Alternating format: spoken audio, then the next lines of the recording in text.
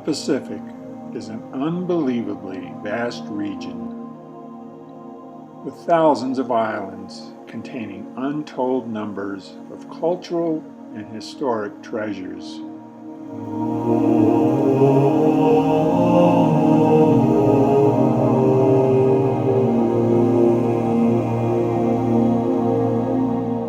Over a large part of this area, a savage conflict raged between Japan and America and her allies from December 1941 through August 1945.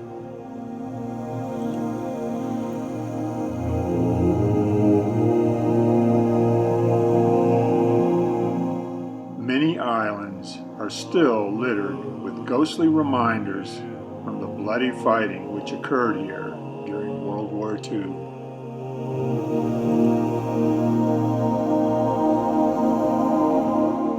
Incredible natural beauty and decades of time have created a region where tragedy and loss seem like some surreal, mythic otherworld.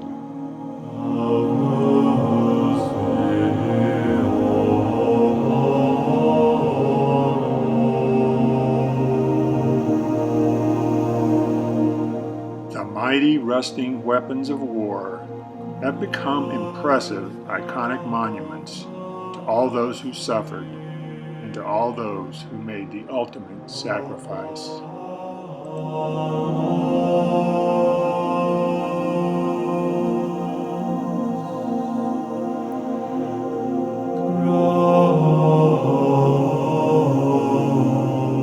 One could spend a lifetime here and still not see all the vast spectacle of the relics which exist to this day.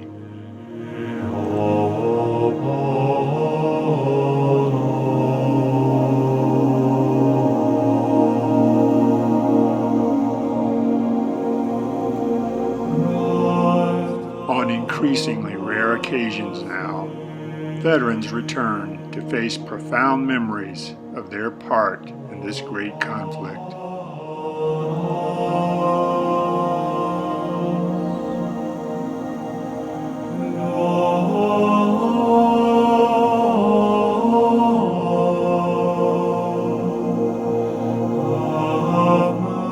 There are many sites where critical events occurred which had a profound impact on history.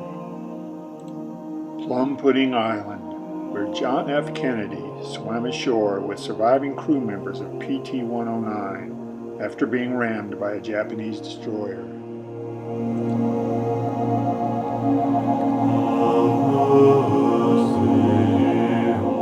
Saipan's Suicide Cliffs, where thousands of Japanese civilians jumped to their deaths, today as an eerie, haunting presence.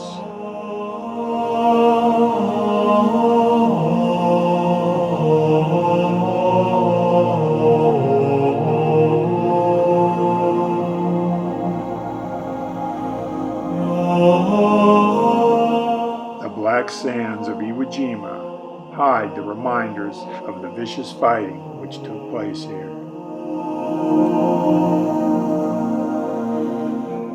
One of the war's most intriguing sites lies deep in the jungle growth of southern Bougainville. The wreck of the Betty bomber Admiral Isoroku Yamamoto died in after being shot down in an incredible operation in April 1943, is arrested in jungle isolation now for over 70 years.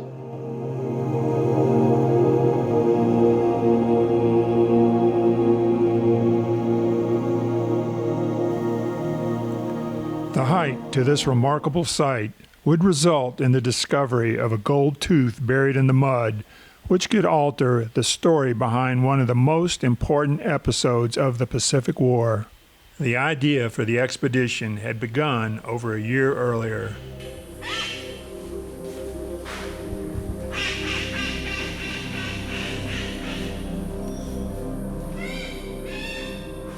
You talked to your dad about the Hells of Poppin' Ridge, and he said that Bougainville was probably the most miserable place he's ever fought in, and he's been in many, many battles.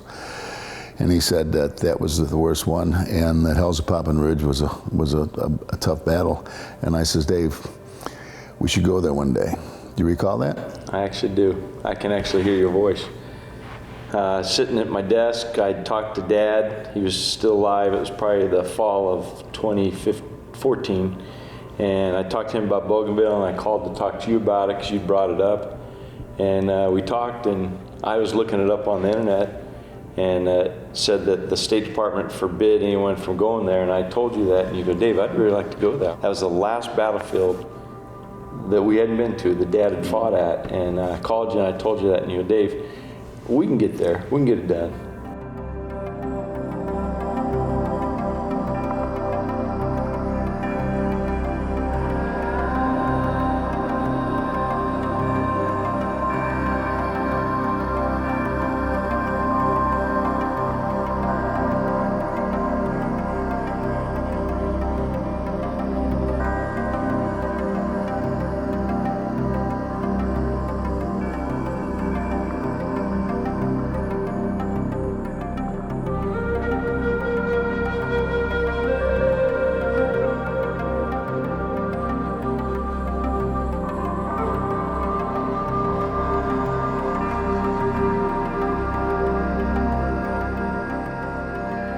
We began our expedition in Brisbane, Australia, where we visited General MacArthur's headquarters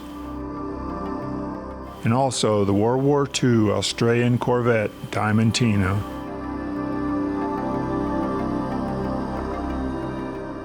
After flying from Brisbane over the Great Barrier Reef and New Guinea, we arrived in Rabaul. Rabaul was the site of the huge Japanese base which supported their early Pacific victories.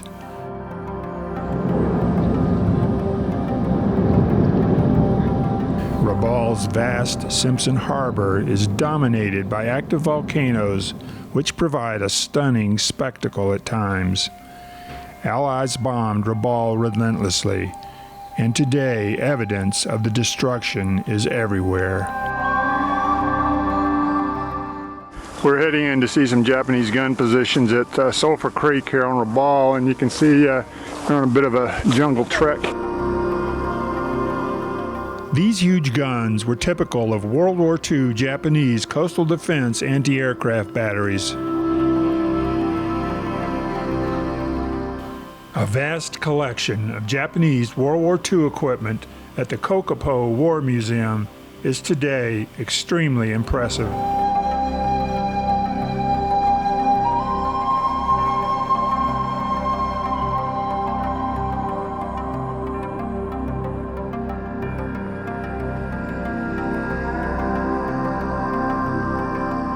When we were on Rabaul and looking at the caves where the landing craft were stored, those caves were built by Australian slave labor. And if I recall correctly, those Australians were killed after those caves were built. That had a big impression on me. It kind of brought home, you know, what a horrific environment that was at the time.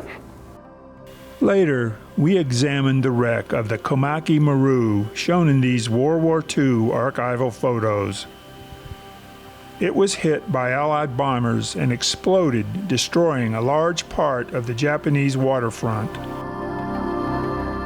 Another highlight in Rabaul was viewing the thick concrete air raid shelter, which is known as Admiral Yamamoto's bunker.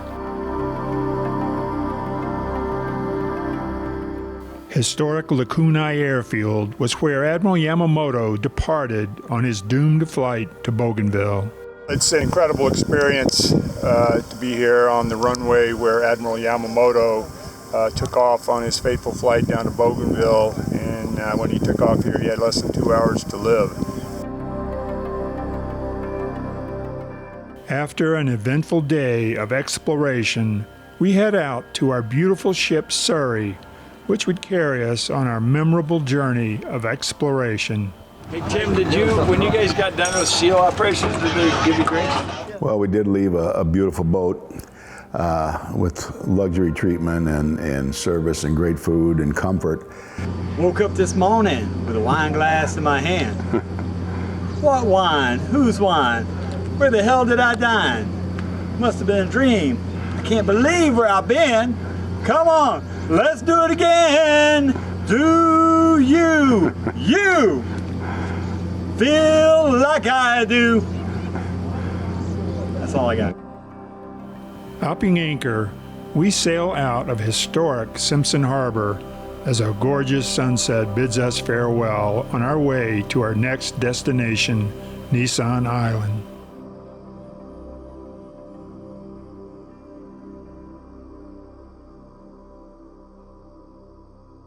We're entering the lagoon here in the Green Islands to get to Nissan Island, crossing through the channel. Very shallow. There's the Mysuri in the background, Mr. P, Connor, Andrew.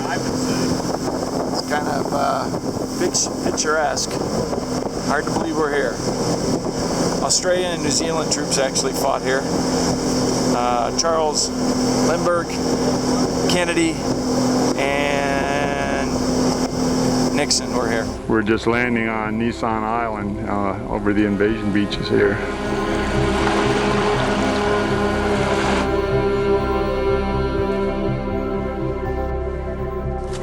Our guide's telling the group about a very poisonous plant not to touch as we were making our way through the jungle here. So they got everybody's attention. This is the poison plant that we're being alerted to avoid because of dire consequences, and it seems to be proliferating here at a pretty good clip. Yeah, there's too much of them around. This is Wesley running the show here. And we're headed over to the airstrip here on Nissan Island. Good mental picture of that, Mike? Oh my goodness. Everybody's coming with us. Wow.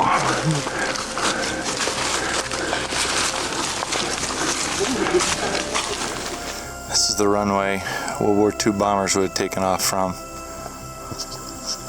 It's hard to even imagine young men from the United States out here on Nissan Island. It's a runway built by our Seabees, still out here.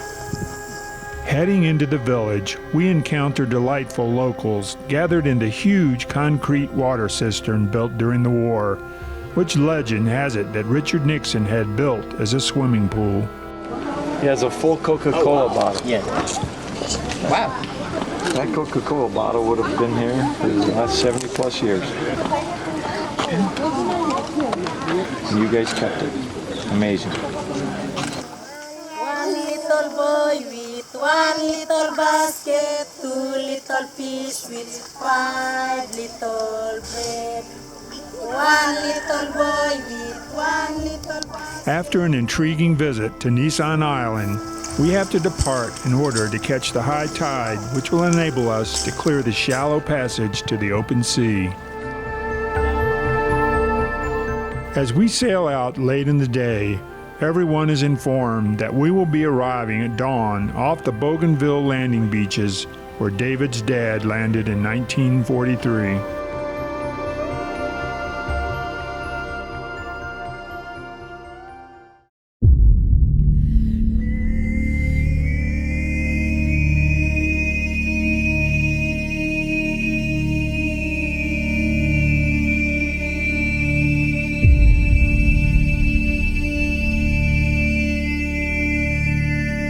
I met a man, your father, that everybody that to know Bill is to love him, you know. And my wife and I both miss him very much, and I'm sure you do too. So I'm glad that you were able to walk in the footsteps with your father, because it means, I'm sure it means a lot to you. And I just got a big thrill to work with you guys and make that happen. It was important for David to go because he's heard since he was a young man stories, experiences that his father lived, endured. And my son, Connor, who's very close to his grandfather, would sit and listen to his grandfather. I always dreamed of, you know, going back to see his battlefields and see Grandpa's foxholes and stuff. And thanks to Mr. Portillo, we're fortunate enough to actually be able to do that. No roads, there's no airports. I'm there thinking, oh my goodness. Wasn't there some talk too about how dangerous it was too, because there was a lot of unrest? I believe what I read on Wikipedia was that there's like 10,000 people have been killed in the last number of years with the Civil War, and they're fighting over mineral rights with the people in New Guinea. And I told you that, and I was kind of nervous, and I was thinking, oh my goodness. And you said, to leave you in charge of this. And I hung up the phone, and I thought, oh my gosh. I went and told Roz, I thought, Mr. told me to plan a trip to Bougainville. Most humans have never heard of it, traveled to it, or will ever understand what went on there. We're off the landing beaches here at Cape Torquino on Bougainville Island, and the volcano's putting on quite a display this morning. Our first objective was to do a helicopter recon flight over the landing beaches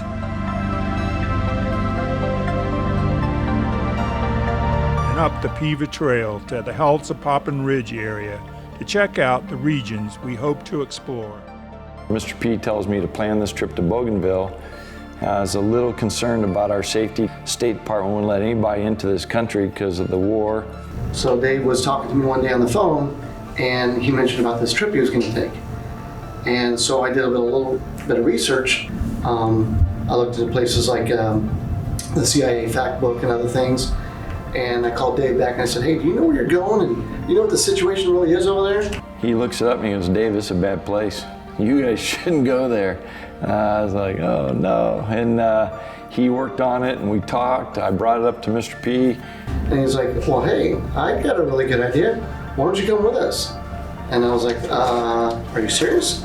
He's like, yeah. I said, well, if you want me to come with you for security, I said, I have to bring another guy with me, another Navy SEAL of mine. So Tim calls me up and asked me if I'd like to do some personal security overseas, and would I be interested? And I told him, I don't know these guys, so no, I don't want to do this. And Tim's like, no, it'll be a great job. You'll love it. You know, you get to stay on a yacht and you walk through the jungle.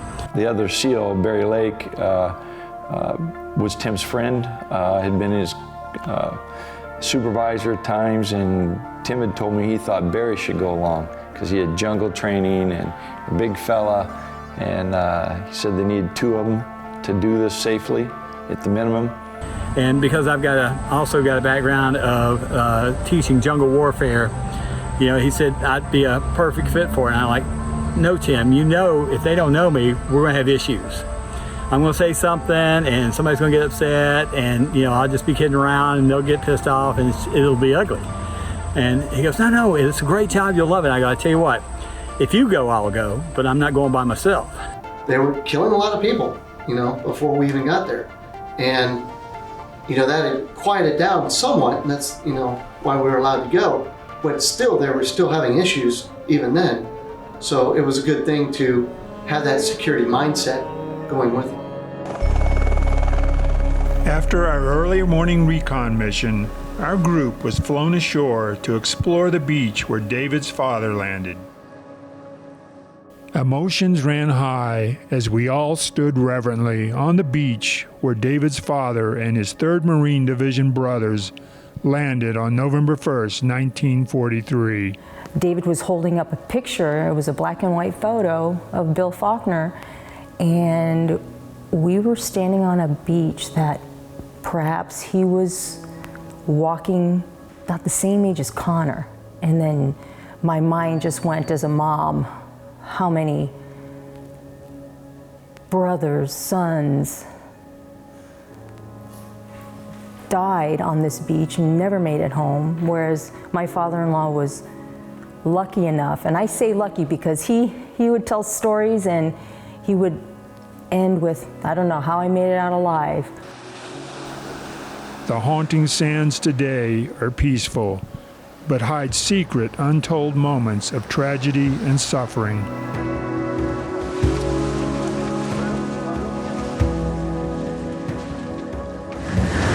This is the Piva Trail and the famous Bougainville mud. Hello. We're heading up the Piva Trail to the bomber strip of the Piva Bomber Base. So this was once a hustling, bustling road with trucks full of bombs, machine gun bullets, everything they needed to service the B-24s going up to bomb Rabaul.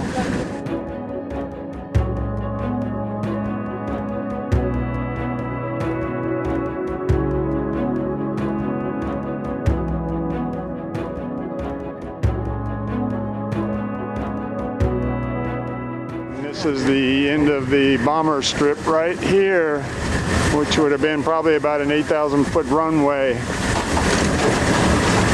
They needed plenty of runway because they were so heavily laden with bombs and gasoline.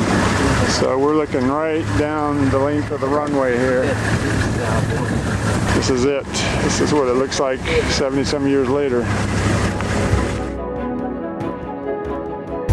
One of our group's most important objectives was to place a memorial plaque honoring David's father's unit on the difficult-to-reach Hellzapoppin Ridge, site of one of the most fierce combat episodes of the whole Bougainville campaign. You kept saying, David, we're going to hike up to Hellzapoppin Ridge, where Dad had been, which was the basis for the whole story that was in Flags of Our Fathers. And I usually don't argue with you, but I said I didn't think it was a good idea, because I talked to Andy and he'd said, David, there's no way you're going to get up there. And you said, David, we're going to get up there. Well, we did, but we didn't really hike it. We had a helicopter. The only way to reach the ridge to drop the plaque was by helicopter. The plaque was eventually dropped successfully, and upon returning to the Piva airstrip, emotions ran high.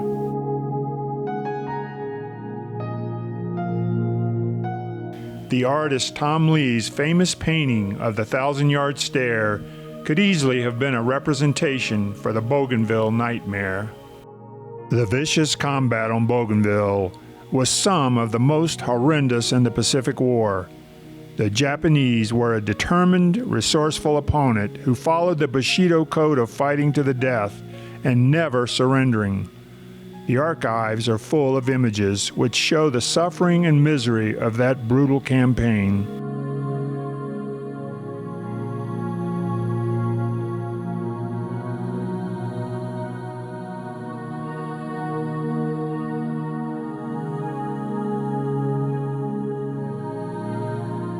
Your mind could only spin in terms of the horrific conditions, again, that they had to endure. You know, especially knowing how well dug in the Japanese were in some of those areas. When I could picture Dad's stories, he said he had sores everywhere, and they were open sores. Because of LFL, they got bit by the bugs, no tents at night, no medicine, and then wherever your dirty clothes rubbed, it caused an open sore. And so you imagine how much that would have hurt. And every night, you know, for 30-some days after getting there, they were sick. And Young Marines were constantly battling jungle rot from the atrocious conditions they had to fight in, and were often covered in gentian violet. Today, locals collect relics from the battlefields, including gruesome reminders of the savage fighting which took place.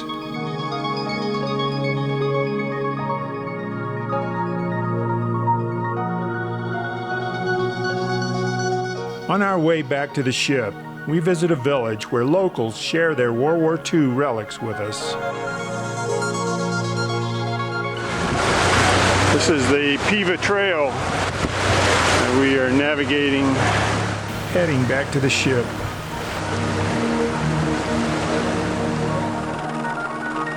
A gathering of locals was intrigued by the arrival of our helicopter, which was carrying us back to our ship.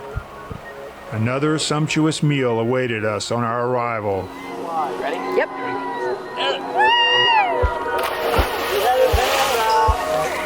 And the remainder of the evening was spent relaxing and for water sports.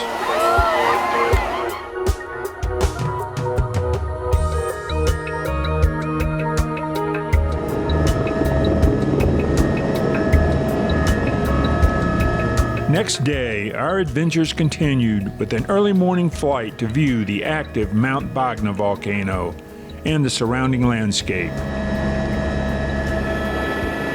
That's unbelievable.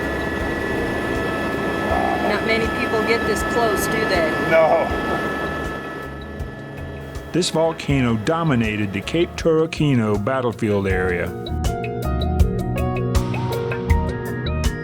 After a memorable volcano tour, we returned to our ship and prepared to explore Parada Island, which was the scene of notable World War II action. We're landing on Parada Island, and this is Godfrey, who is serving as our guide today.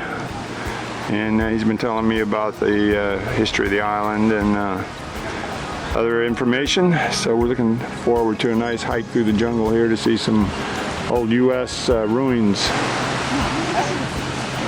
And you can see the ship anchored out here. As we investigated the island, we discovered lots of World War II debris.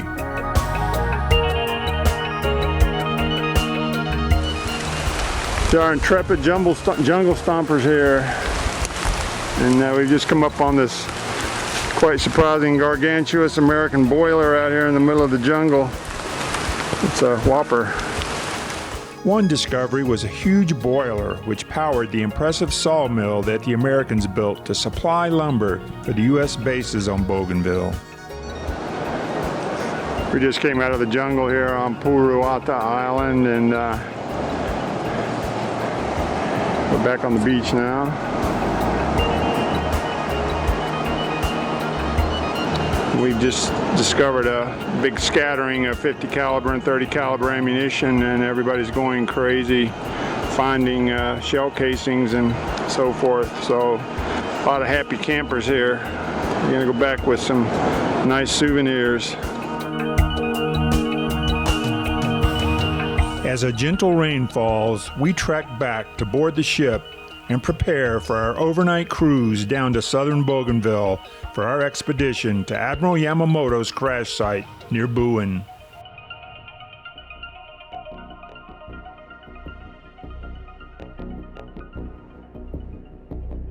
Early on the morning of July 21st, Surrey was anchored off the coast of southern Bougainville.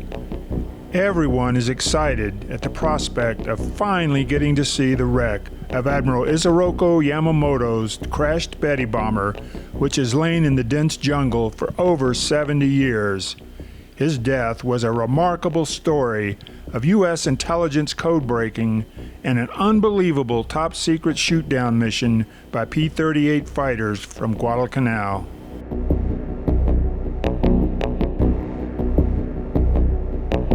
We go ashore and meet our vehicles, which will take us over the 24-kilometer jungle roads to the trail entrance to Yamamoto's bomber wreck. We finally get to meet our government customs agent, Israel, who will accompany us to observe our investigation of the bomber wreck. We make a quick stop in Buin, which was the site of one of the major Japanese air bases Yamamoto was headed towards when he was shot down. The Japanese airfield today is overgrown and is no longer in use. We gas up our vehicles and head out towards the wreck site. We finally begin our very rough 24-kilometer drive to the trailhead, over tortuous but thrilling jungle roads and through a number of swiftly flowing rivers.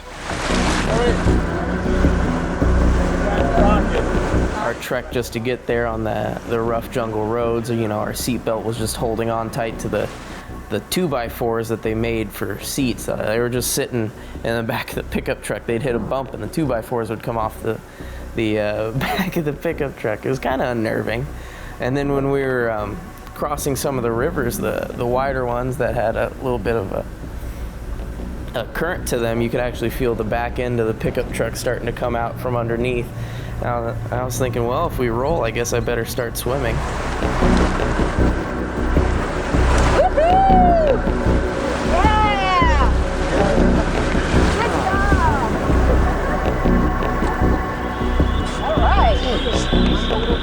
And it was a gradual thing into this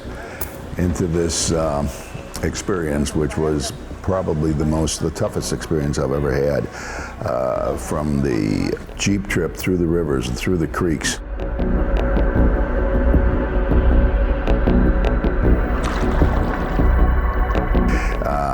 that started to get a little uncomfortable, and then when we ran out of roads, going through the mud, and that it was progressively worse and worse, and I asked myself, why do I want to do this? Because it was so doggone hot. Yes, my curiosity and World War II has always been, it was very high, especially on this particular journey, but I didn't know what to expect, and nothing at all could prepare me for the experience that we had. After finally reaching the trailhead and negotiating permission from the landowner to hike to the wreck site, we set out on what we were told would be a half-hour hike.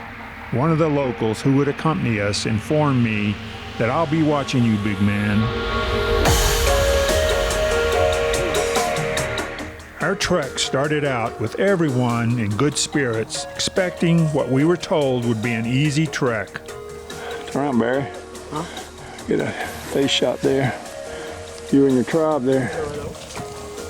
As the minutes ticked by, everyone became aware of how incredibly hot it had become. Locals began to appear out of nowhere, following us, anxious to see what these strangers were up to.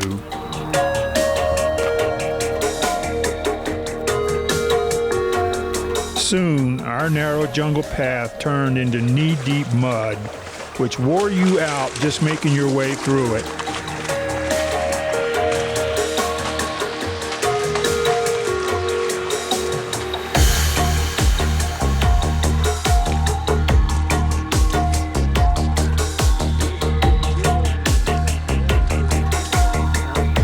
On and on it went, through streams and dense jungle growth. A half hour turned into 2 hours, and members of our group began to get apprehensive about how much longer it was going to take. This was probably the hardest walk, hike that I'd ever done in my life. I felt I was in shape physically because I was told months in advance, we need to get in shape. I don't believe anybody mentioned the heat. We're close to Yamamoto's bomber wreck right now, after quite a slog through the jungle. It was only supposed to be 30 minutes, and we were hedging on 2.5 hours, and I had no water left, I had no energy left, and I didn't think I could fight. It was 2.5 hours, but it wasn't 2.5 hours on flat, dry land. It was 2.5 hours of going in the mud, and you had to come up, and one of the fellows lost his boot or lost his shoe. You can see people slowing down and kind of dragging as we're moving through the jungle and stuff like that. But Mr. Portillo was always up and ready to go. Mr. Portillo almost taking charge of the area as he's checking everything else out. It was pretty damn impressive. One of our Navy SEALs, Barry here, doing what they train to do all the time. I felt a lot better with Barry there, and the longer it took to get to our destination, the more I was suspicious that we were going to be led down a path to whatever killing field was waiting for us up there. It just should have been 30 minutes, and it was an hour, it was an hour and a half, it was 2 hours, and then ultimately 2.5 hours. And the whole time I'm talking to Barry and saying, Barry, I got a bad feeling. I don't know how many times I said it. Barry happened to be the closest to me on that hike, and his head was on a swivel, almost like an owl. If he could, he would have gone, his head would have gone all the way around. But knowing that he was watching, he didn't have to say a word, that made me more aware of who was around us. And I honestly couldn't count how many young people had machetes. I'm talking children, not just adults. Barry's a big fella that never really seemed too nervous, but near the end, he even said, Dave, I got a bad feeling too. I think they're going to take us somewhere to do something bad. And I said, well, what do we do? And his plan was, I'm going to chop one of the leaders' heads off, and you grab his machete and start hacking him. And I remember thinking, oh my goodness gracious, this is bad. It's an international incident. But thank goodness he was there. At least he was planning. I was so tired I couldn't plan.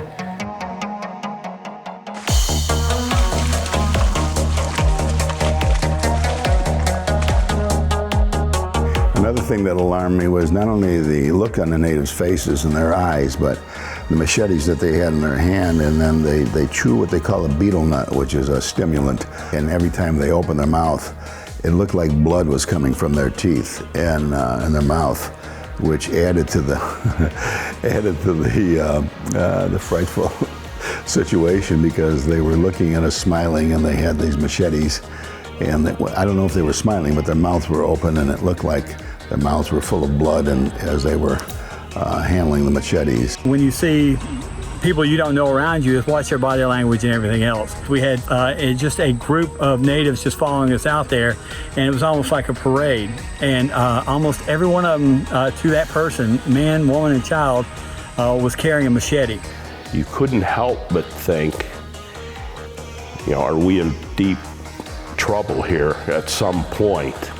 They didn't seem like the happiest of people. They didn't seem happy that we were there, and I was getting worried. I was walking in the back of the line with Barry, and he had a machete with him, and I had a K-bar on myself, and I was asking him, like, well, what are we gonna do if they try and attack us? He goes, I'm gonna just start hacking, and so do you. And I go, okay. And just like my dad said, this isn't how I wanted to spend this day. I had Tim with me, so I wasn't worried. But the best thing is, you know, you take care of the problem. And if you've got the mindset to take care of the problem, then you're going to take care of the problem. All of a sudden, I couldn't see Connor, my only child, and all of a sudden I'm thinking, oh my God, do we leave him at the wreck site, or did they whisk him off in the jungle? And you and Barry and Tim were yelling, and luckily we found him. I think he was up with, near the front, and we got him back there with the rest of us. David said he ran out of water. I did not, but I was not willing to share, and I didn't want anybody to know that.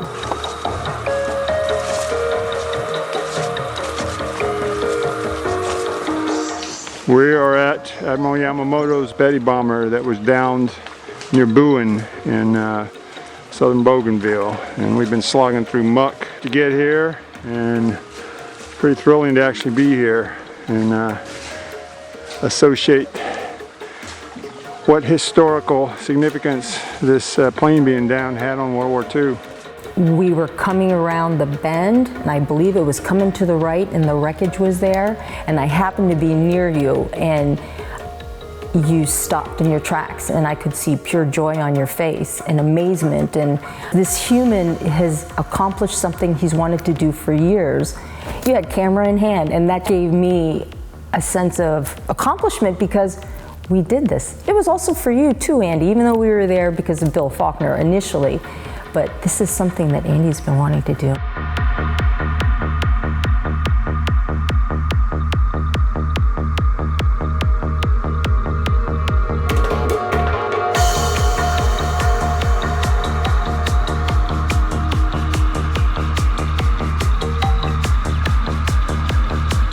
Not everybody can find things like Andy does. And I've stood right next to him, looked at the same stuff and seen nothing. And it's a desire, it's knowledge, but I think it's beyond that. I think it's a little bit more spiritual.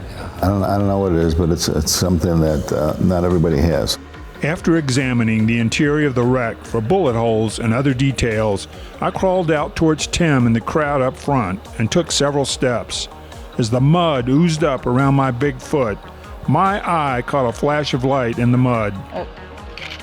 I was exploring the wreck here of Yamamoto's Betty bomber that was shot down, and climbed inside and explored, took some shots, came out here, and as usual, scouring the ground, saw a little gold glint, reached down, picked it up, and lo and behold, it is a false tooth. And since Yamamoto was advanced in years and he was a high-ranking officer, his fillings would have been made out of gold. So this good probability this might actually been from Yamamoto. And I cannot tell you how I feel right now after finding something like this. This is really thrilling, really thrilling. Get any DNA? I'm amazed. I am really amazed. DNA I found a lot of stuff in my life, but this is one of the top 5 babies right here for sure. Do you think there's any DNA on it? I think it was a cap that looks like it's set down over another one, and there's a partial plate on the side of it. It might be from Yamamoto. Yep. That morning when he woke up, he told me yesterday that he knew something special was going to happen that day. I've never seen him, and I'm sure not too many people have seen him as excited as he was there, because he knew that it was something special there. Who the hell knows? This could have been right out of the Admiral's mouth here. It's amazing, just amazing. And turning it over to the customs official here, and hope it ends up in the right spot.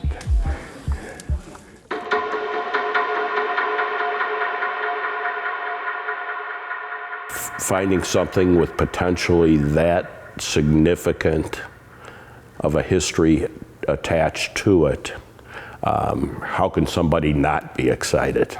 The excitement of the tooth find drew quite a gathering of locals alongside members of our group.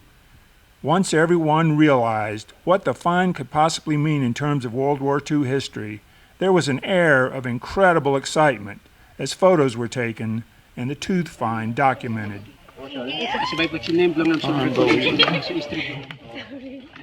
As the day wore on, it was time to think about our return to the ship.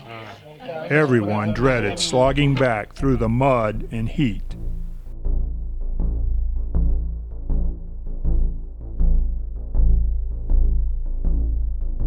My adrenaline just took over and my excitement took over, but then I realized, how are we going to get back, and in what period of time, and are we going to come back in the night? It was tough enough during the day, and I sure as heck didn't want to do that. So fortunately we had a couple of Navy SEALs with us that contacted the boat, and we had a helicopter on there and found a clearing about 1,000 yards or so away from where the wreck site was, and it was like an angel from heaven that landed there, because that was probably the roughest trip I've ever had. And it wasn't only the physical part of it, it was the mental part of it, because the natives had me a little worried there too. They were a little scary looking. I thought, oh my goodness, what did I get us into this time? And I'd seen a lot of bad things in my police work years, to where I felt danger. I felt danger all around me that day, and I thought it was coming my way. But in those days, it was just me. This time, I had my family with me, and I wasn't quite sure how we were going to protect them. Patricia took some final group photos before we departed.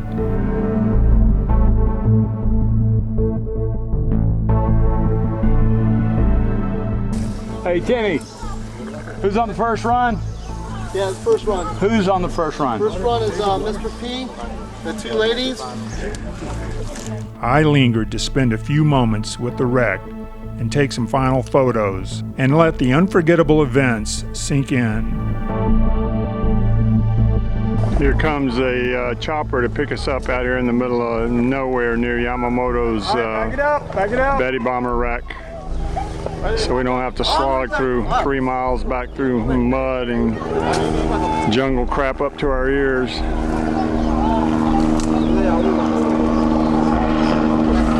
So these native folks here are bedazzled by all this.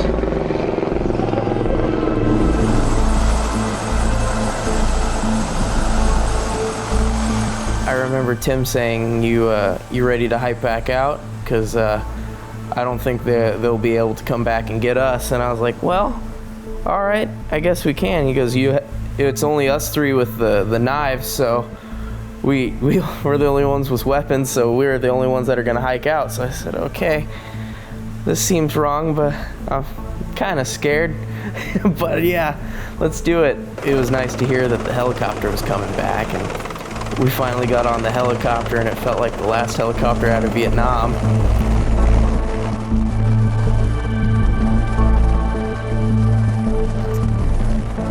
Little did I know that this find would be the beginning of a sequence of events leading to a PBS documentary film. I just had this feeling something was going to happen, and when I found that tooth, it was kind of like a volcano going off in me, like, I can't believe this, I just can't believe this.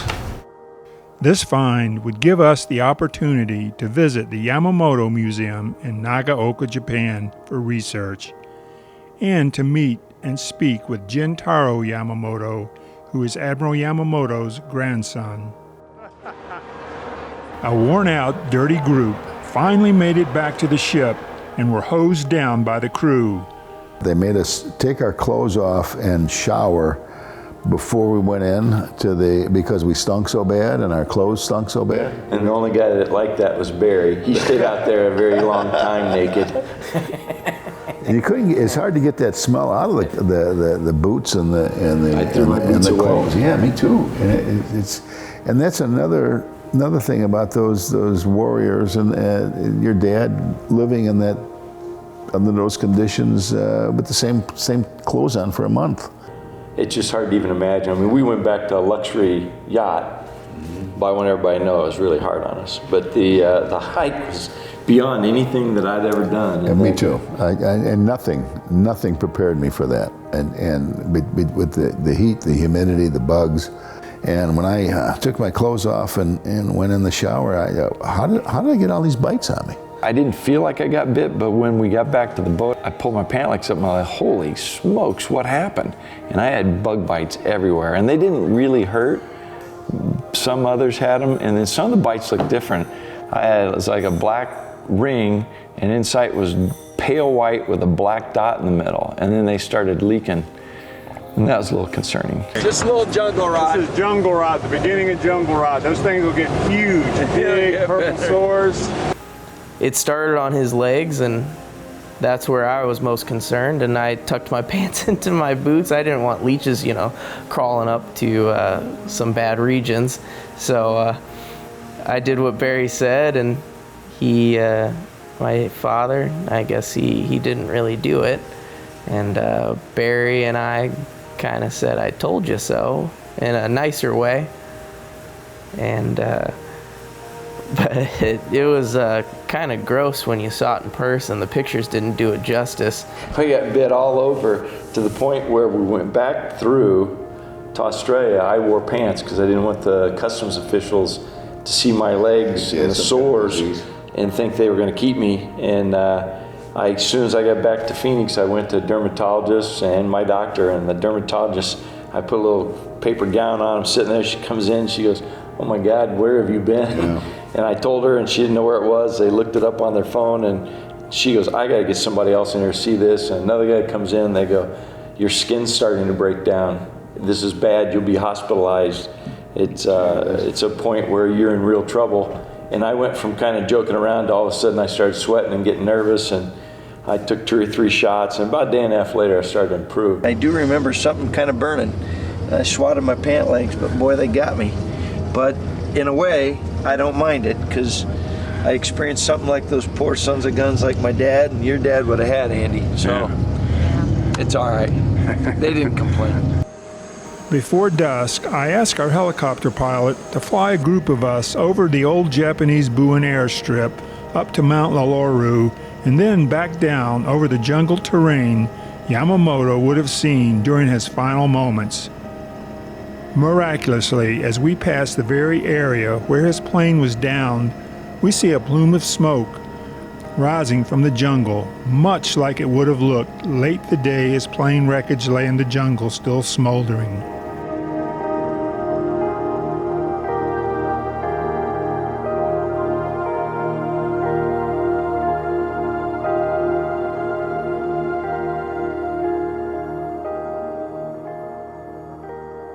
Next morning, we are anchored off the island of Bali. We do an early morning reconnaissance flight to examine the island's terrain and the old Japanese airfield on which hundreds of New Zealand prisoners died during its construction.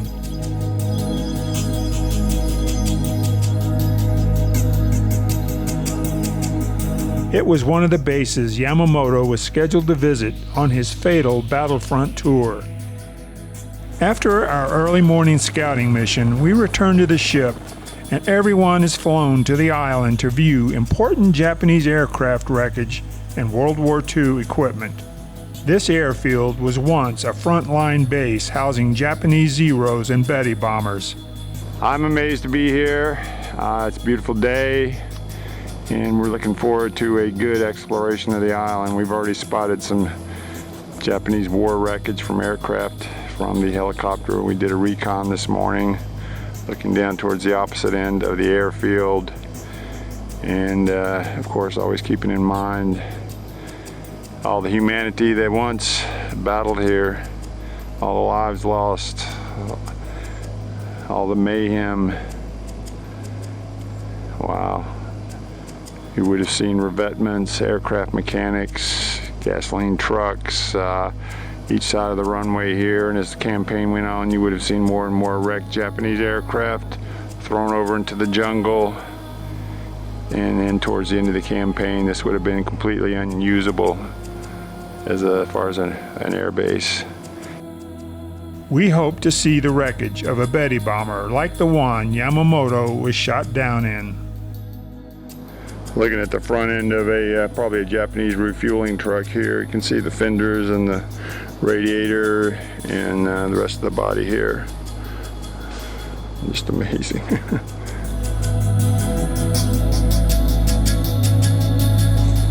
And this is what we're down in the middle of here. Give you some idea what it looks like today. So it's a pretty amazing sight here on Bali. It's a Japanese steamroller in very good shape.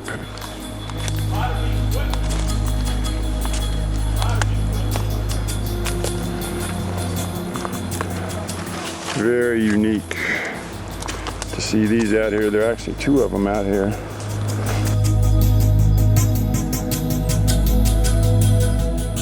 There's a collection of Japanese aircraft, Betty bomber, Aichi dive bomber, Zeros that have been collected and are being preserved with a cover over them, which is good. But you can see the planes are all chewed up from bomb hits and our attacks on the airfield. And seeing the Betty bomber is really special. This is really unusual to see a Japanese Zero with the auxiliary fuel tank here still attached. Our investigations pay off as we get to examine firsthand a Betty bomber like the one Yamamoto was shot down in. This helps us understand what may have happened to him as he was thrown through the cockpit structure when his plane crashed. Looking into the interior of the Betty bomber here, up where the controls would be. I'm approximately where the bombardier would have sat. This is the cockpit area of the Betty bomber, where you had the pilot seat here. You would have a co-pilot up there, navigator, and looking aft to the blister gunners and the tail position back there. And this is where Yamamoto would have sat.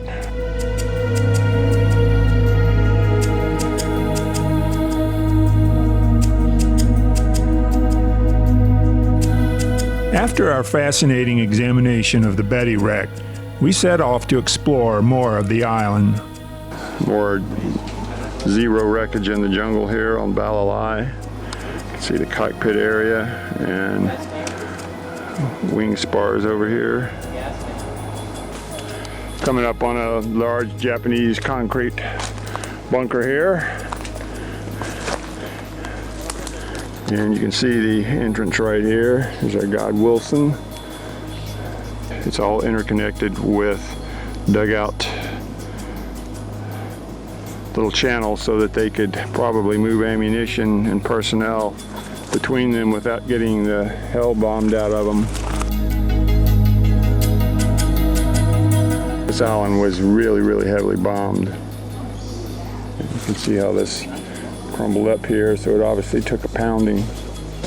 Andy found some area where it looks like they bombed the bunker. Yeah, this is took a hit. You can see the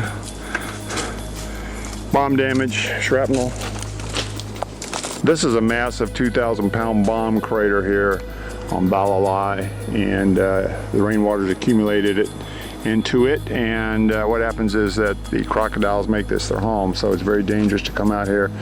At night you might slip and fall in and possibly be devoured by one of these guys. They get up to 10 or 12 feet long. So shows you some of the ordnance that was unloaded in this area. You look like Robinson Crusoe. As we finish our jungle exploration of Bali, some of our group take a break on the beach as Dave shows us a Japanese beer bottle he's discovered. As Trish walks the beach, she notices a gathering of butterflies, which reminds the group of Roz's story about Bill Faulkner's presence on these tours in the form of a butterfly. This is Parada Island kitchen here. We say our goodbyes to Wilson, our guide, whose lunch is on the fire. He is elated when Mr. Portillo rewards him with a $100 tip. This is the table here, wing of a zero. And that's Wilson down at the end of the table. He helped us around today.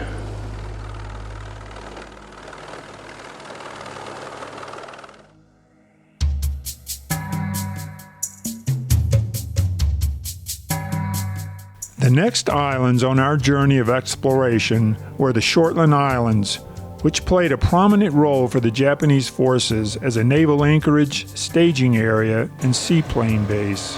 We're coming into Neela on the Shortland Islands here, and this is the main pier here. These look like our guides for today here. Everybody's coming out to see what the buzz is all about.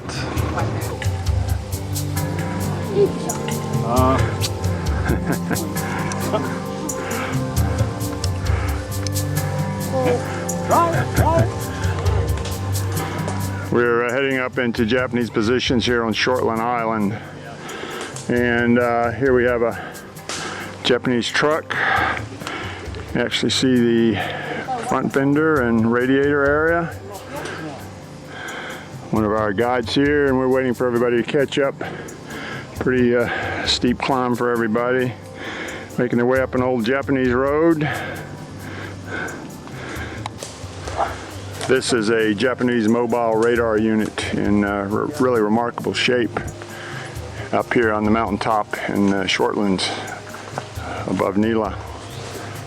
I'm really amazed that it's in this good a shape.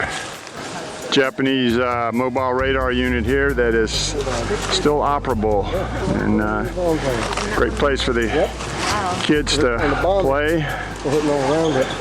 Their version of the merry-go-round. That's amazing. It's in that shape after all this time.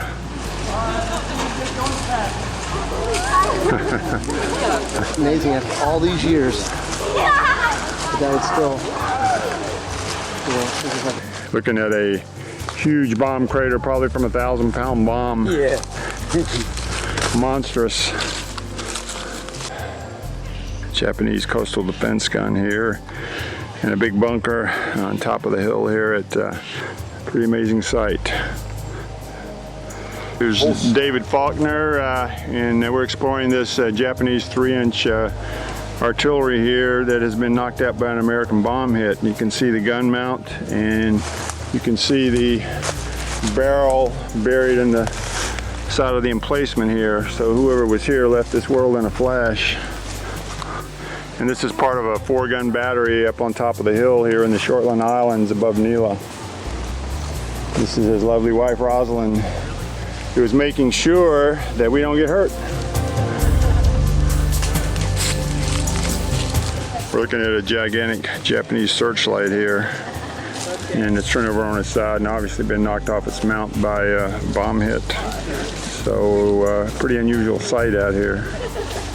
This is the breech mechanism for a huge Japanese gun emplacement here. We're continuing our trek around and taking a look at all the amazing Japanese war relics here on this island, and truly pretty astonished. Got a SEAL doing a tightrope act up here. Yeah, I did on a 12-foot-high wall in Israel. Now you gotta do a touchdown. All right, I want you to juggle now, going back across doing that. You have something? I need something. Here's one. He's going to do it.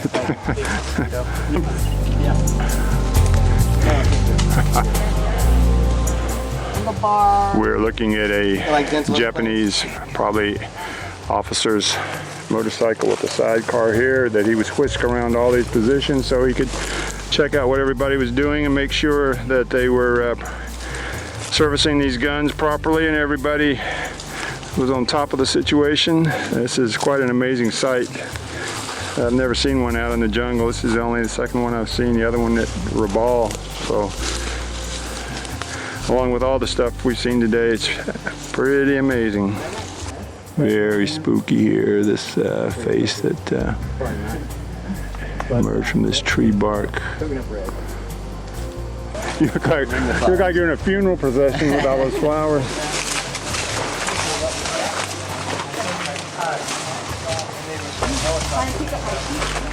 We are still on Shortland Islands here, Neela area, and these are the pontoons from a Japanese float plane, and there's the fuselage.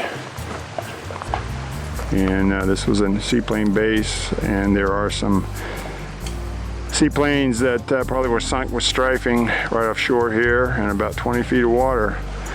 But these are pontoons from a Japanese seaplane.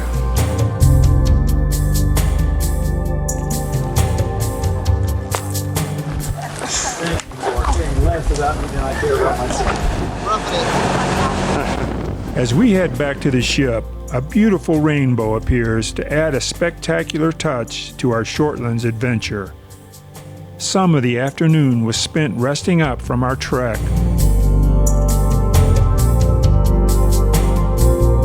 Later, a group went snorkeling at the site where Japanese float planes were sunk during the war.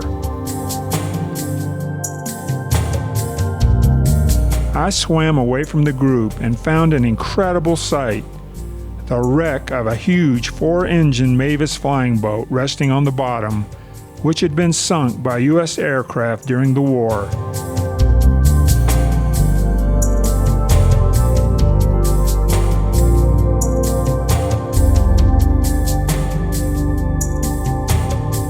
It was truly an astonishing spectacle. After dinner, a few of us, along with Mr. Portillo, took the helicopter up for a tour around the historic Shortlands area.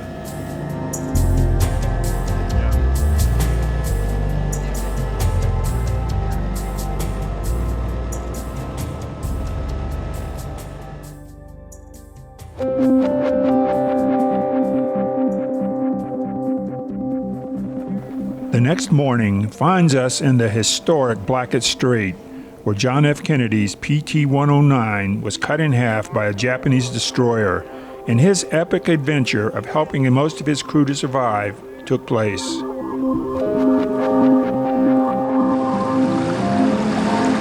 We're on Olasana Island now, and having a survey of the island, looking out towards the ship over to Kolombangara, and then up to Plum Pudding from where Kennedy and his crew came. Kennedy's PT-109 was part of a fleet of small, fast ship killers which sought to destroy Japanese ships supplying their forces in this area. He and his crew operated in dangerous Japanese waters constantly.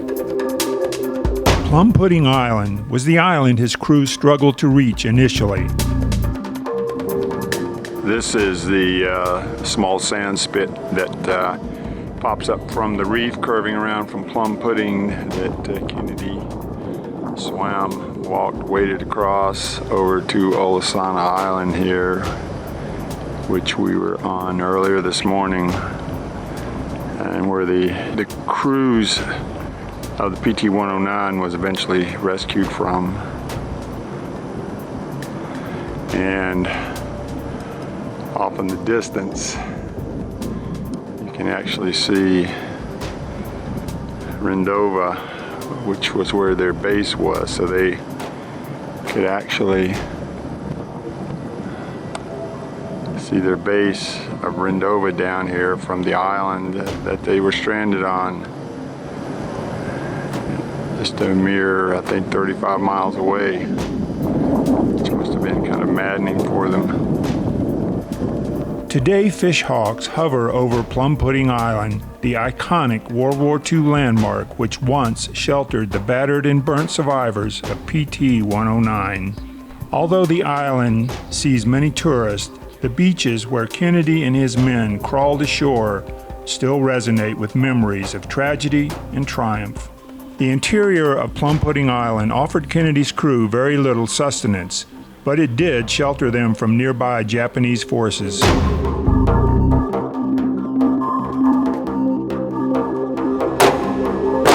Before sunset, Mr. Portillo decided he wanted to do an aerial survey of this arena of history.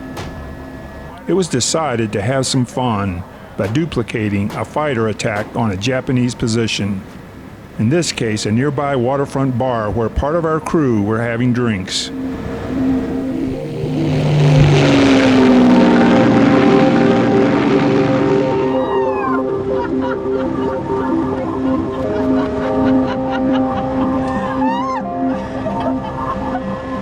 Okay, we're looking out in Blackett Strait, exactly where PT-109 was cut in half by the Japanese destroyer out by Kalamangara, and we're coming up on Plum Pudding Island where he and his crew swam to after the PT-109 was destroyed that evening. And coming here up to Olasana Island, from which the crew was actually rescued from. They all had to come over to Olasana from Plum Pudding Island, and eventually were rescued from this. And you can see the breakers out along the edge of Blackett Strait where it met Ferguson Passage, and Ferguson Passage is where the PT boats would come in to attack the Japanese shipping over off Kalamangara. So passing over Olasana here, and this is where they were eventually picked up from and heading out into Ferguson Passage here.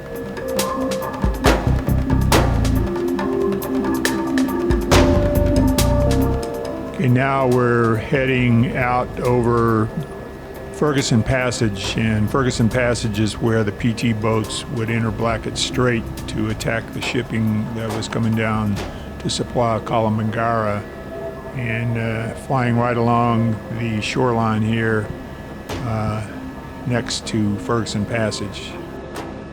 We're up at a little higher altitude now, and you can kind of get a grand vista of Blackett Strait, and this was the body of water that the PT boats patrolled and tried to cut off the Japanese supply route down to Vila. And here we're flying over the Vila Japanese airfield, and this was the base that the Japanese destroyers were bringing down troops and supplies the night that the PT-109 incident occurred. So we're flying right up the runway here at the Japanese base at Vila. As you can see today, it doesn't look like it's in condition to land any airplanes on, but a very historic site here.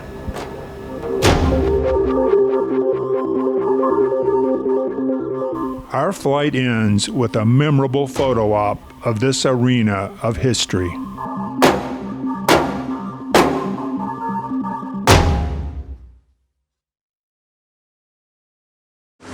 We are now in the Russell Islands. We had to make a detour because of very, very rough seas, so we didn't stop at Rendova.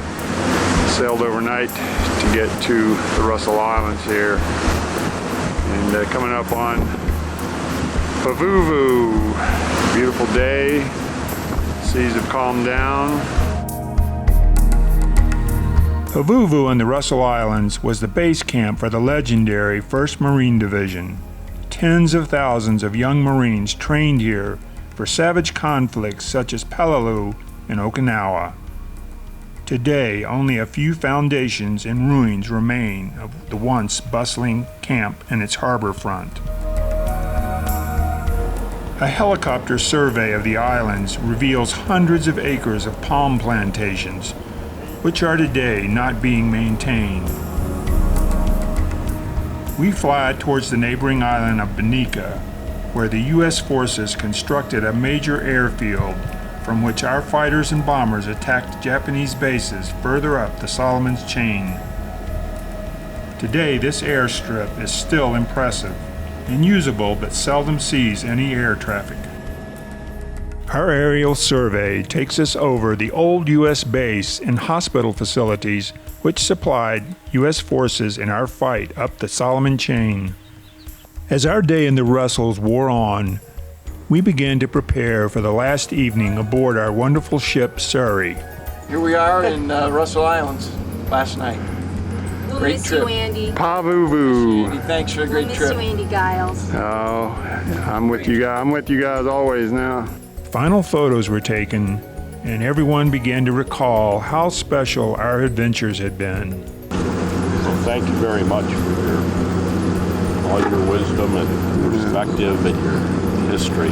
It was my pleasure. This is my buddy Barry here. We've been through a lot of stuff together these last few days, and I have a whole new appreciation of sealology and what happens to them after they matriculate out of the program, what kind of guys they become. He and I are buddies now, lock, stock, and barrel.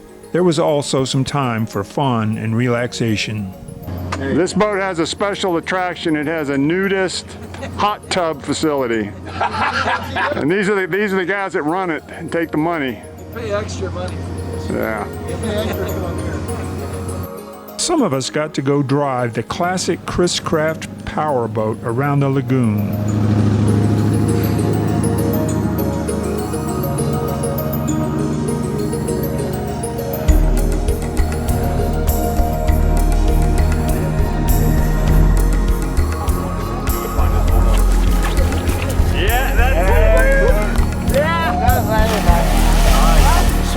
Got some visitors pulling up here to check out what the hell's going on here.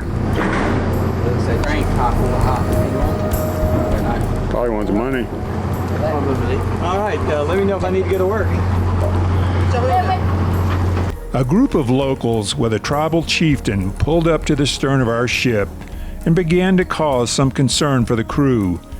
Barry sensed difficulties brewing and stepped over to make sure no one boarded our vessel. It became clear that they were here to charge the ship quite a fee for anchoring in their waters. Some little negotiations going on here. These guys suddenly appear from nowhere. Our captain eventually worked out a settlement, and the issue was resolved peacefully. Patricia, as usual, used her warm personality to help calm things down. This is the last night here in the Russell Islands, and they're getting ready for the big wing-ding dinner here. Working on a little film to make for Mr. Portillo. Our last dinner was a very festive occasion and featured a happy group of Pacific explorers.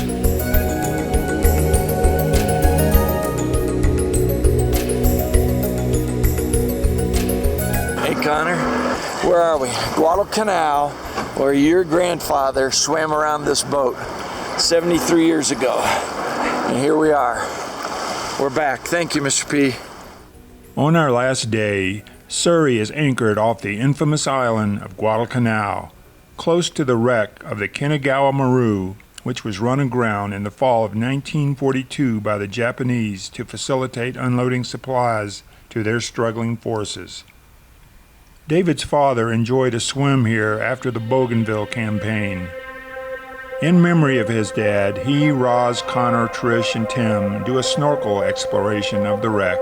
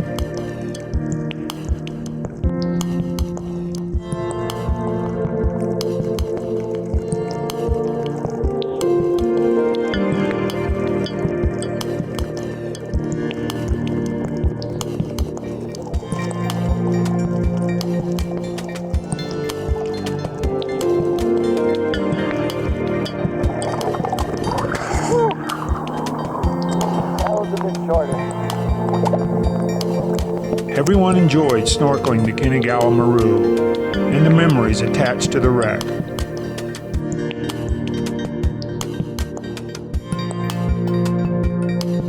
Soon it was time to bid Surrey and the crew goodbye.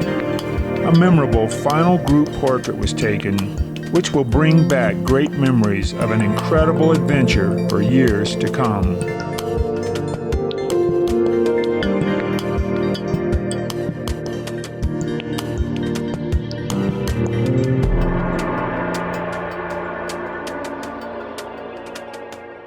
Flying from the ship over to Henderson Field, we cross many legendary battlefields. Edson's Ridge is serene, but we can still see reminders of the bloody fighting which occurred there. Slowly deteriorating in the hinterlands of Guadalcanal lie the remains of a lone P-38, like the one which shot Yamamoto down. It's a lonely reminder of how time sculpts history. The terminal at Henderson Field sits on ground that once shuddered under the bombs of Japanese aircraft. Before our flight, Mike examines a Japanese anti-aircraft gun right out in front of the terminal. Once aboard our plane and looking out at the runway, we are reminded that once furious air battles occurred above this very airfield. After we take off, we get a grand vista of Henderson Field and the surrounding battlefields where so much blood was shed. As we leave Brisbane for our flight home, our thoughts embrace our time there with John Ennis, the great Solomon Island historian who graced us with his presence even though he was seriously ill.